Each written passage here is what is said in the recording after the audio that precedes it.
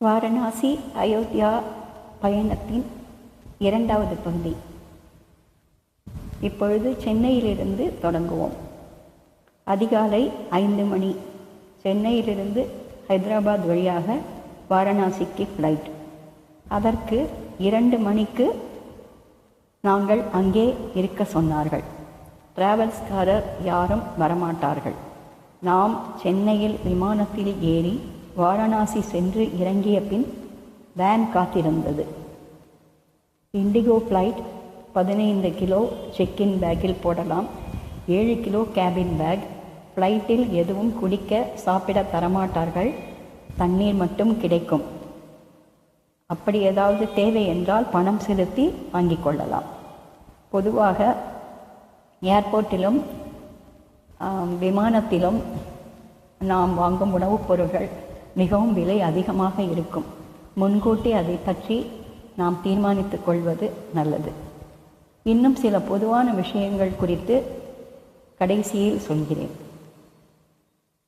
Varanasi ஏர்போர்ட்டிலிருந்து van மூலம் இந்த டிராவல்ஸில் book செய்தவர்கள் அனைவரும் சேர்ந்து பயணம் செய்து ஹோட்டலில் இறக்கிவிட்டு விட்டார்கள்.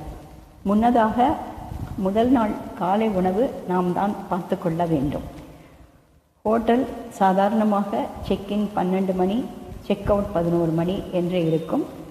அது எந்த ஹோட்டலில் புக் செய்கிறார்களோ அதை பொறுத்து நாம் கேட்டுக்கொள்ள வேண்டும். டிராவல்ஸ் மூலம் செல்லும் பொழுது இந்த நேர கணக்கும் டேரிஃபும் மாறும். 2 தங்கும் அறை தனியாக கொடுத்திருந்தார்கள். 3 வந்தால் ஒரே குடும்பத்தில் அடிஷ்னல் பெட் வாங்கி கொள்ளலாம். அதற்குரிய கட்டணத்தை செலுத்த வேண்டியது இருக்காது என்று நினைக்கிறேன். ஏனென்றால் டிராவல்ஸ்காரர்கள் பார்த்து கொள்வார்கள். அன்று மாலை நாங்கள் கங்கா ஆரத்திக்கு தங்கிய ஹோட்டலில் இருந்து ரிக்ஷாவில் சென்றோம்.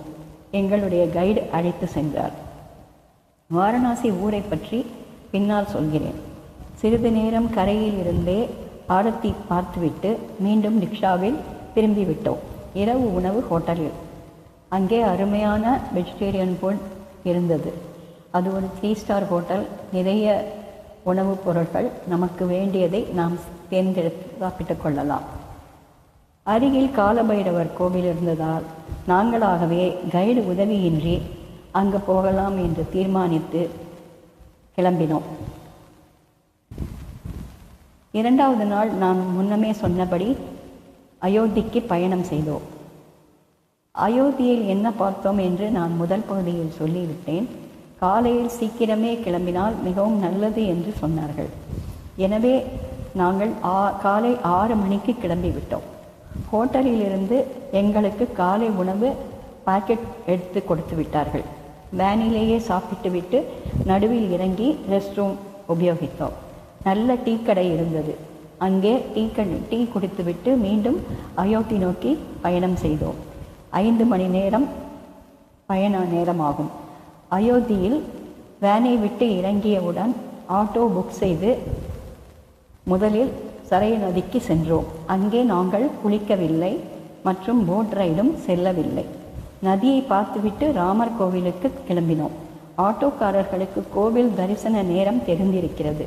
அவர்கள் அதை அனுசரித்து நம்மை ஏற்றிக்கொண்டு விடுகிறார்கள். இப்பொழுது கோவிலுக்கு வந்துவிட்டோம். இதை பற்றி அடுத்த பகுதியில் சொல்கிறேன்.